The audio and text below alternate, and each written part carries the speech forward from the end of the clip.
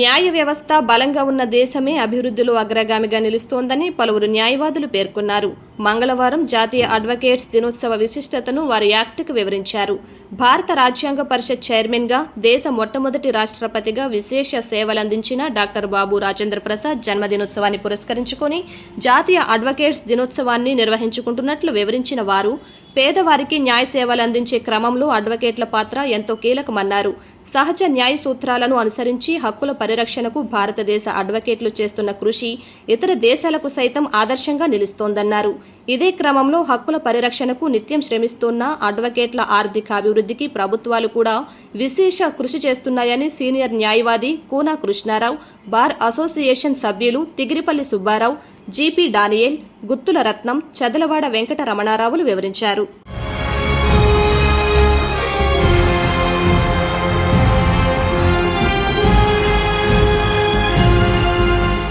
నా పేరు కూనా కృష్ణారావు, అడ్వకేట్, ఏలూరు జిల్లా బార్ అసోసియేషన్, ఏలూరు. డిసెంబర్ 3వ తారీఖున భారతదేశంలో అడ్వకేట్స్ డే కింద పాటిస్తున్నారు. ఈ అడ్వకేట్ డేగా ఎందుకు పాటిస్తున్నారంటే, అన్ని సంఘాలకి ఒక డే ఉంది, చిల్డ్రన్ డే అని, ఉమెన్ డే అని ఉంది. కాబట్టి అడ్వకేట్స్ కూడా ఒక డే ఉండాలనే ఉద్దేశంతో 3 డిసెంబర్ని ప్రతి సంవత్సరము భారతదేశంలో అడ్వకేట్ డేగా పరిగణిస్తున్నారు. ఈ అడ్వకేట్ డేట్గా ఎవరి పేరు మీద పరిగణిస్తున్నారంటే, స్వతంత్ర భారతదేశము ప్రప్రథమ రాష్ట్రపతి అధ్యక్షులైన డాక్టర్ బాబు రాజేంద్ర ప్రసాద్ గారు జన్మదినమైన డిసెంబర్ 3న ఆయన పేరు మీద ఈ యొక్క అడ్వకేట్స్ డే జరుపుతున్నారు.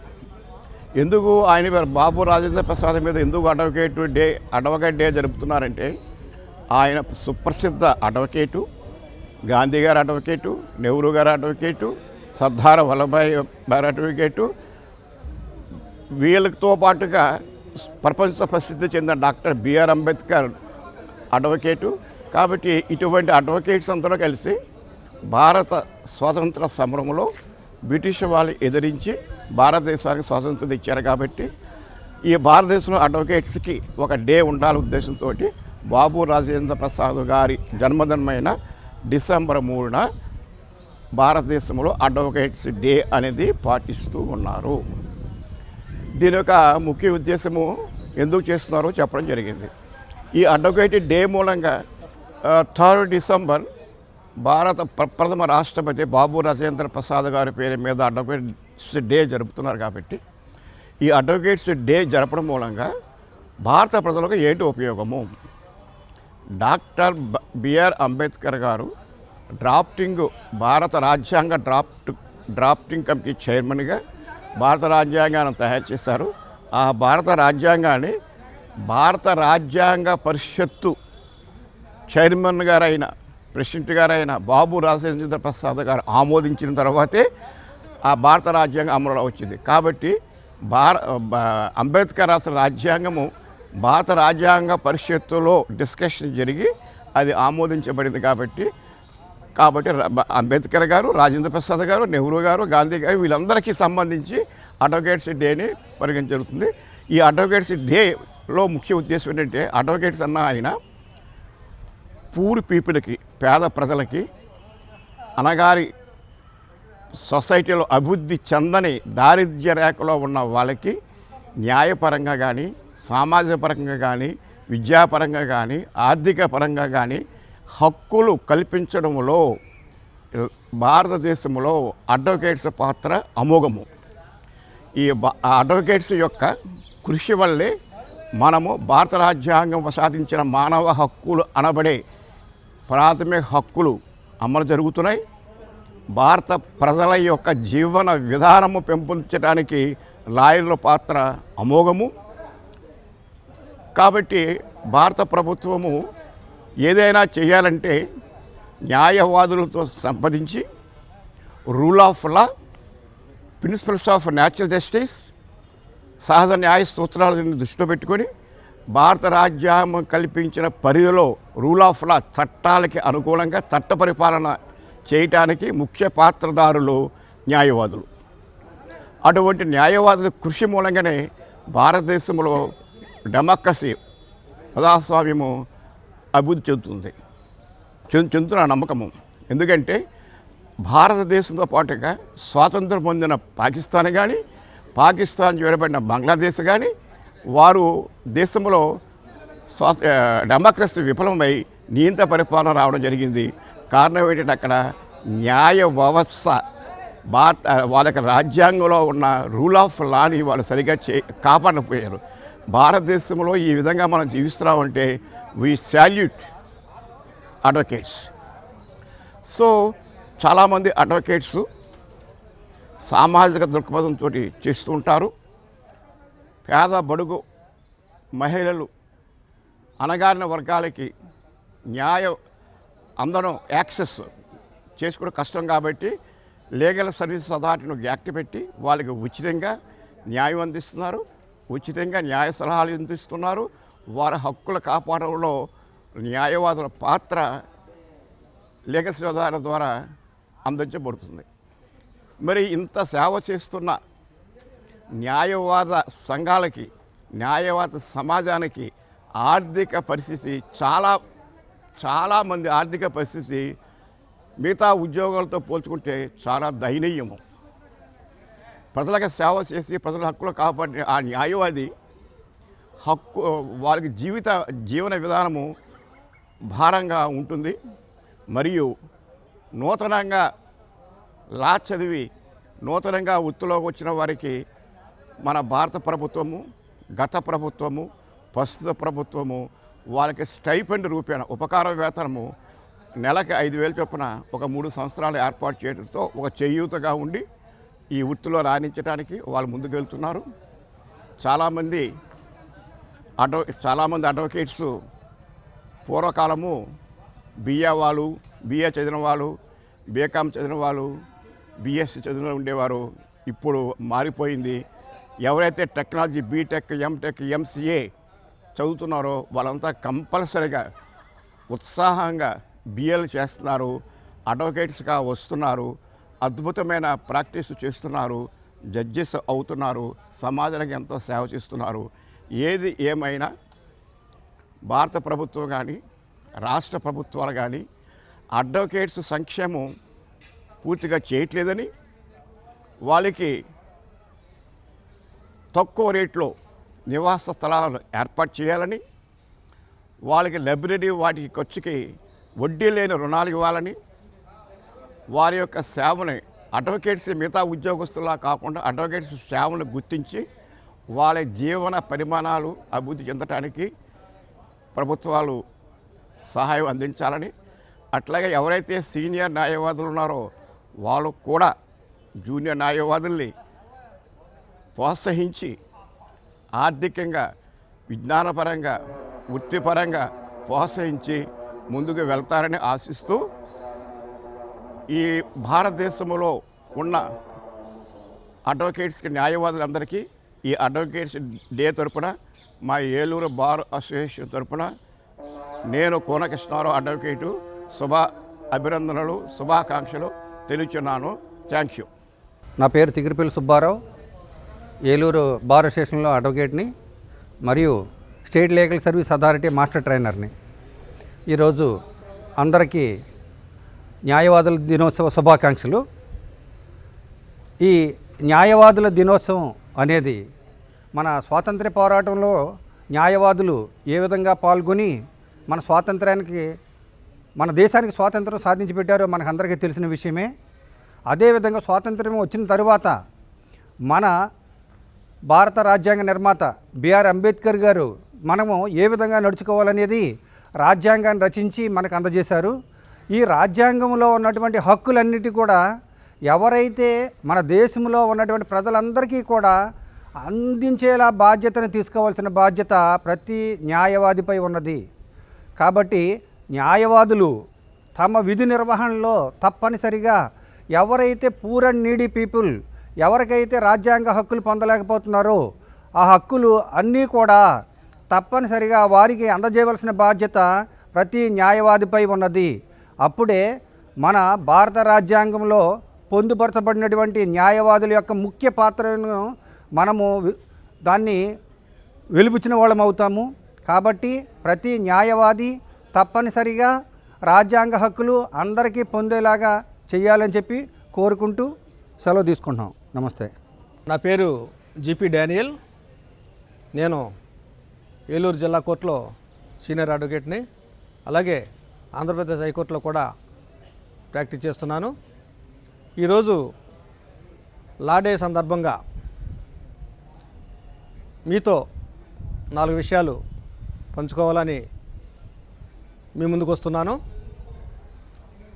ఈరోజు భారతదేశపు న్యాయవాదుల దినోత్సవం డిసెంబర్ 3వ తారీఖున జరుపుకుంటాం అనేది వస్తుంది. ఇది మన మొదటి రాష్ట్రపతి డాక్టర్ బాబు రాజేంద్ర ప్రసాద్ గారి బర్త్ యానివర్సరీ సందర్భంగా ఈ లా డేని జరుపుకోవడం అనేది స్టార్ట్ చేశారు.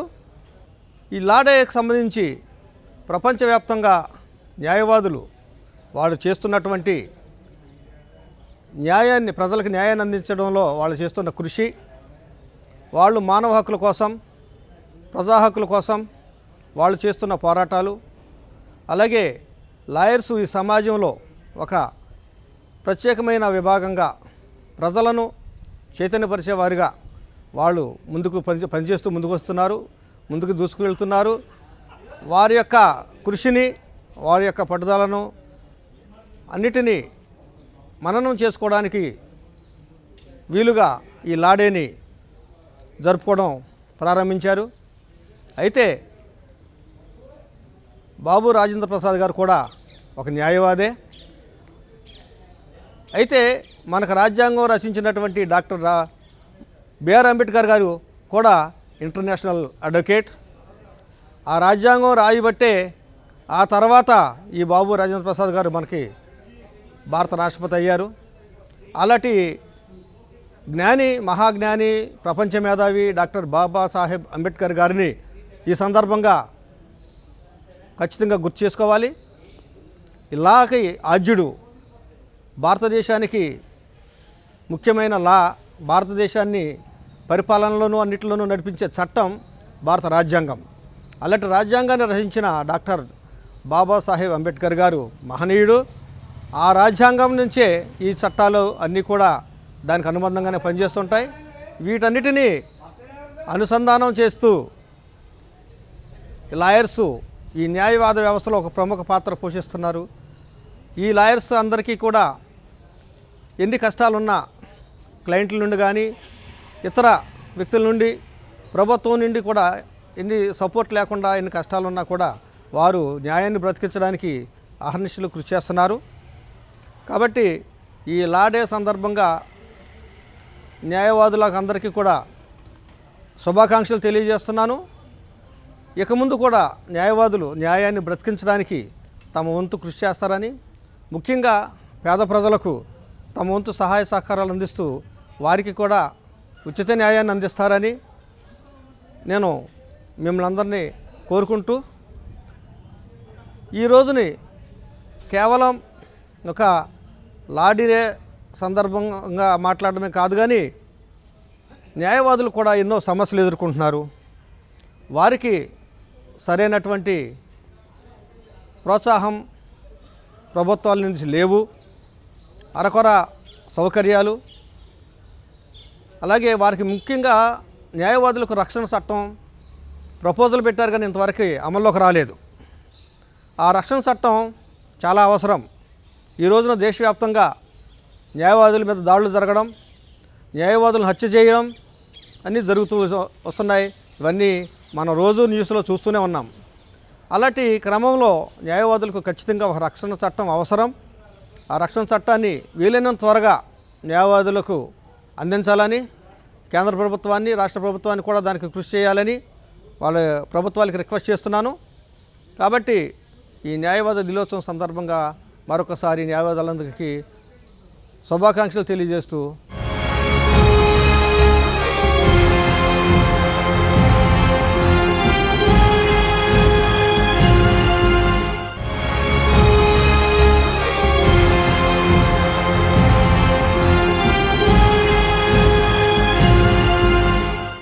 లాయర్స్ డే సందర్భంగా న్యాయవాది అందరికీ నమస్కారములు, శుభాకాంక్షలు. నా పేరు గుత్తుల రత్నం. ఏలూరు బార్ అసోసియేషన్లో అడ్వకేట్గా చేస్తున్నాను.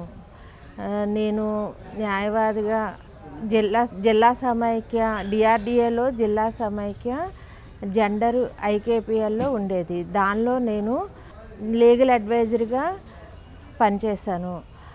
అక్కడ చాలా ప్రతి గ్రామంని టచ్ చేసి అక్కడ ప్రజలు మాకు కంప్లైంట్స్ ఇస్తే దానిని పరిశీలించి చాలా డెప్త్గా చాలా పేదవాళ్ళకు కూడా అక్కడ న్యాయాన్ని అందించాం మేము.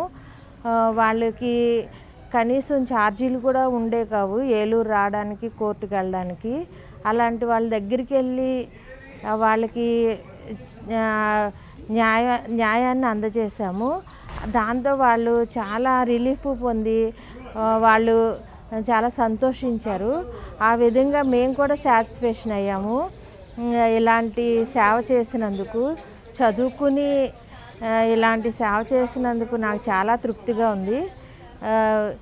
ఇంకా ఈ కోర్టులో కూడా పేదవాళ్ళు వస్తే కొంచెం చూసి తీసుకోవడం, లేనోళ్ళు వస్తే కొద్దిగా ఫ్రీగా కూడా చేస్తాను నేను.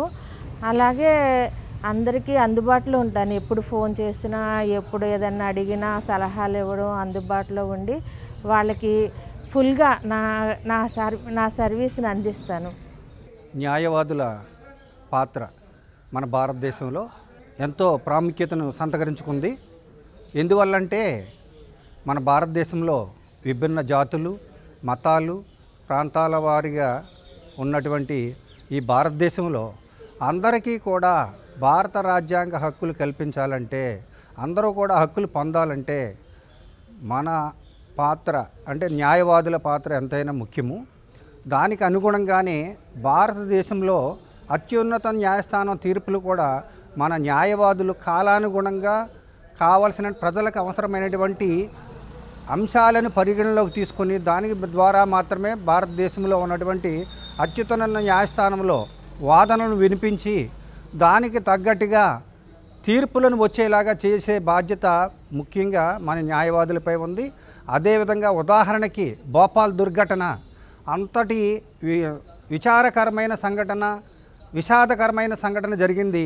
దాంట్లో ఉన్నటువంటి బాధితులకి నష్టపరిహారం కానీ ఇతర వసతులు కానీ కల్పించడానికి, వారి నుంచి పొందడానికి ముఖ్య కారకులు న్యాయవాదుల యొక్క పోరాట ఫలితంగానే అక్కడ అన్నీ కూడా వాళ్ళకి సంక్రమించడం జరిగింది.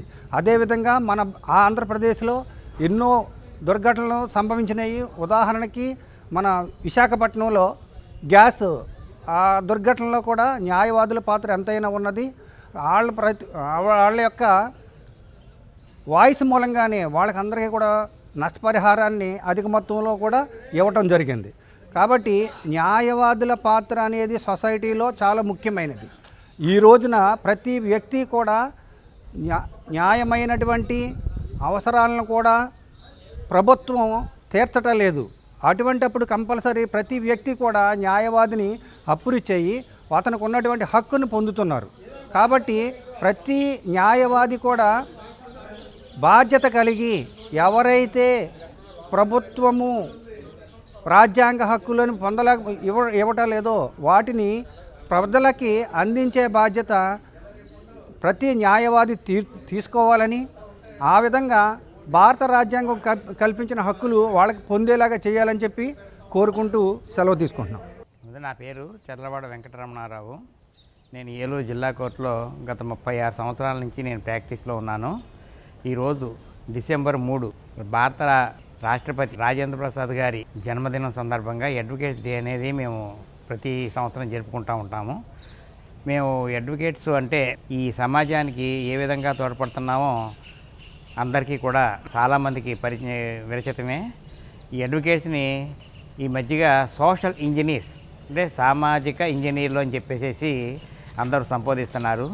దానికి 100కి 100% మేము ఆ విధమైన కార్యక్రమాలు నిర్వహించడం కానీ, తర్వాత ఏ విధంగా రాజ్యాంగంలో పొందుపరిచిన ప్రాథమిక హక్కుల్ని కాపాడటంలో న్యాయవాదుల పాత్ర ఎంతైనా ఉన్నది. ఒక న్యాయవాది ఎంతో శ్రమ కోర్చి తన దగ్గరికి వచ్చిన కక్షిదారులని ఏ విధంగా మీరు న్యాయం పొందగలరు చట్ట పరిధిలో అనేది వాళ్ళకి విశితంగా తెలియపరిచి వాళ్ళు ఏ విధంగా చట్టానికి లోబడి ప్రవర్తించాలి, చట్టం నుంచి చట్టం యొక్క నిబంధనలు చేస్తా చట్టంలో ద్వారా వారి హక్కుల్ని కాపాడుకోవాలో వాళ్ళందరికీ కూడా వివరించి మేమందరం కూడా ఇది చేస్తున్నాము. అలాగే ఇది మొత్తం దేశవ్యాప్తంగా కూడా ఈరోజు అందరూ కూడా అడ్వకేట్స్ అందరూ కూడాను ఈ న్యాయవాదుల అడ్వకేట్స్ డేని జరపడం అనేది నాకు ఈ విధమైన అవకాశం ఇచ్చినందుకు యాక్ట్ టీవీ వారికి అభినందనలు తెలియజేసుకుంటూ మా యొక్క శ్రమని అందరూ కూడా గుర్తించి అందరూ కూడా చట్టానికి లోబడి నడుచుకోవాలని చెప్పేసి మా విజ్ఞప్తి. ఈరోజు లాయర్స్ డే సందర్భంగా లాయర్ యొక్క విధులు గురించి మనం తెలుసుకుందాం. పబ్లిక్లో లాయర్ అంటే మనకి ఏదన్నా న్యాయ సంబంధమైన విషయాలు అవసరమైనప్పుడు న్యాయవాదిని కలవాలంటే చాలా ఖర్చుతో కూడిన వ్యవహారం అని మనం అందరూ అనుకుంటాము. కానీ మన దేశంలో చూసుకున్నట్టయితే మన స్వాతంత్ర్య పూర్వం నుంచి కూడా మన న్యాయవాదుల వృత్తిలో ఉన్నటువంటి మన భారతదేశ న్యాయవాదులు ఉచితంగా డెడికేషన్గా సర్వీస్ చేసి మన దేశానికి స్వాతంత్రాన్ని తీసుకొచ్చారు. అదేవిధంగా స్వాతంత్రం వచ్చిన తర్వాత కూడా ఎంతోమంది న్యాయవాదులు ఉచితంగా క్లయింట్స్కి సర్వీస్ చేయడం జరిగింది. తర్వాత కాలంలో మనకి మన దేశంలో మన భారత రాజ్యాంగాన్ని అనుసరించి ఒక చట్టం కూడా రావడం జరిగింది. అదే లీగల్ సర్వీస్ అథారిటీ. ఆ చట్టం ప్రకారం మన భారతదేశంలో ఉన్నటువంటి ఎవరైతే నిరుపేదలు ఉన్నారో, ఎవరైతే మహిళలు ఉన్నారో, ఎవరైతే పిల్లలు ఉన్నారో వాళ్ళందరికీ ఉచితంగా న్యాయ సహాయం అందించడానికి ఏర్పాటు చేయబడింది న్యాయ సేవాధికార సంస్థ. అది సుప్రీంకోర్టులోనే కావచ్చు, హైకోర్టులోనే కావచ్చు, జిల్లా కోర్టులోనే కావచ్చు, లేదంటే మున్సిపల్ కోర్టులో కావచ్చు. ఏ కోర్టుల్లో ఉన్నటువంటి కేసులైనా సరే ఉచితంగా పొందడానికి ఆ భారత సుప్రీంకోర్టు వారు మనకి ఒక చట్టాన్ని ఇవ్వడం జరిగింది. ఆ చట్టంలో ఉచితంగా న్యాయ సహాయం పొందాలంటే కొన్ని పరిమితులకు లోబడి మాత్రం ఉంటుంది అది. ఎందుకంటే భారతదేశంలో ఉన్న మహిళలందరూ పొందొచ్చు, అలాగే ఎస్సీ ఎస్టీ వాళ్ళు పొందొచ్చు, ఎస్సీ ఎస్టీ కమ్యూనిటీ వాళ్ళు పొందొచ్చు, అలాగే పిల్లలు పొందవచ్చు. అలాగే దాంట్లో ఉన్నటువంటి ఆ చట్టంలో ఉన్నటువంటి కొన్ని నిబంధనలకు లోబడి అందరికీ కూడా ఉచిత న్యాయ సహాయం అందించడం జరుగుతుంది. ఇది ప్రతి ఒక్కళ్ళు కూడా ఉపయోగించుకోవచ్చు.